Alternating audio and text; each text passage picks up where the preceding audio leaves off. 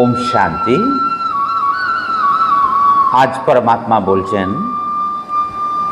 যে মরণ তো আমাদের হবেই, এই মৃত্যু থেকে কেউ বাদ থাকতে পারবে না। মৃত্যু আমাদের অবশ্যম্ভাবী, তাতে আমরা যাই করি না কেন মরতে আমাদের হবেই। এই শরীর তো আমাদের ছাড়তেই হবে, কিন্তু আমরা মরব তো স্বার্থপরের মতো কেন মরব? আমরা কাপুরুষের মতো কেন মরব? আমরা এমন কিছু কর্ম করে যাব যে কর্ম এই সংসারে ছাপ পড়ে যাবে। অর্জুনকেও কৃষ্ণ এই কথাই বলছে যে তুমি যুদ্ধ না করলে তুমি কাপুরুষের মতো তুমি সমাজে ঘৃণ্য হয়ে যাবে। তোমার যে ধর্ম, ক্ষত্রিয় ধর্মই হচ্ছে যুদ্ধ করা, নারী সন্তানের মান ইজ্জতের জন্যে প্রাণদান করা, তো তুমি সেখান থেকে যদি বঞ্চিত হয় তাহলে তুমি কাপুরুষ হিসাবে গণ্য হবে। তা আমরা আজকে স্বার্থপরের মতন বেঁচে না থেকে সেই পরমাত্মার নাম, পরমাত্মার প্রেম, পরমাত্মার বাণী জনে জনে, কোণে কোণে, পাহাড় জঙ্গল, মানুষ প্রত্যন্ত এলাকায়, সেখানেও আমাদেরকে তার নাম পৌঁছে দিতে হবে। এর জন্যে যদি তোমার দশার্থে পরার্থে যে কাজ করব আমরা, সেই কাজই অমর কাজ হবে। আমার এই শরীরটা মরে যাবে, শরীরটা চিতাতে পুড়ে ছাই হয়ে যাবে, কিন্তু আমার যে কর্ম, সেই কর্মরূপে আমি অমর থেকে যাব।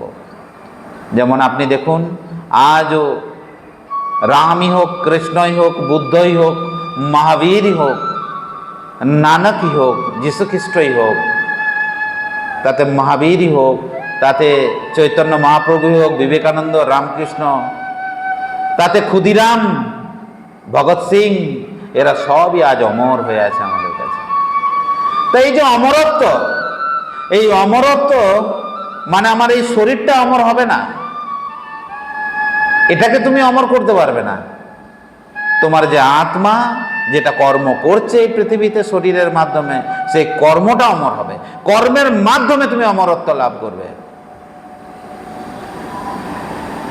যদি সংসারে কেউ কমজোর হয়, তাকে যেরকম যে একটু শক্তিশালী, যে ভাইয়ের একটু বেশি ইনকাম আছে বা যে একটু বেশি শিক্ষিত, সেই কমজোরি ভাইটাকে সাথে নিয়ে চলাটাই হচ্ছে সংসার।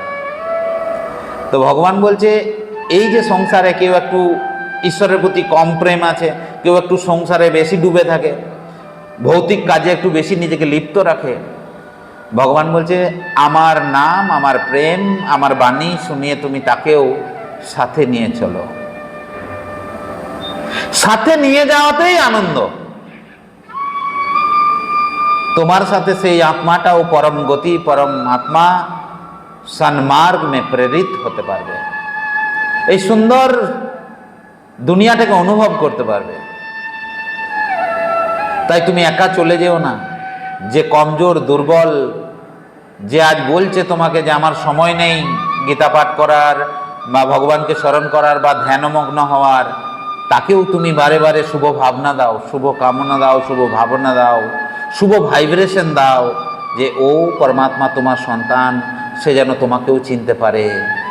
তা দেখবে একদিন সেও তোমার সাথী হয়ে গেছে। কোন সংকল্প যদি তুমি করো, সেই সংকল্পে হিম্মত তোমার হবে, আর সেই সংকল্পে মদত পরমাত্মার 110% হবে। 100% মদত পরমাত্মা করবে। শুধু একটা এখানে ক্লজ আছে, যে সংকল্প যেন স্বার্থ না হয়। যদি সেই সংকল্প যদি নিঃস্বার্থ নিষ্কাম হয়, তাহলে সেই সংকল্প পূর্ণ করার জন্য স্বয়ং ভগবান তৎপর হয়ে যাবে। যেমন আপনি যদি মনে করেন আমার ছেলের যদি চাকরিটা হয়, এটা স্বার্থ। আপনি যদি মনে করেন আমাদের পাড়াতে একটা গীতা ভবন হবে, গীতা পাঠশালা হবে, যেখানে হাজারো লোক এসে আত্মা শুদ্ধিকরণ হবে, তাদের আত্মা পবিত্র হবে জ্ঞান গঙ্গাতে। জ্ঞান গঙ্গাতে আত্মা পবিত্র করার মাধ্যমে হচ্ছে গীতা জ্ঞান, পরমাত্মা।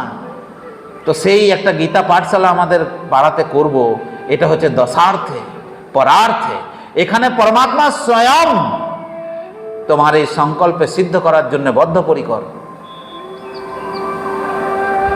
तो हिम्मते बच्चे और मदते बाप यानी परमात्मा।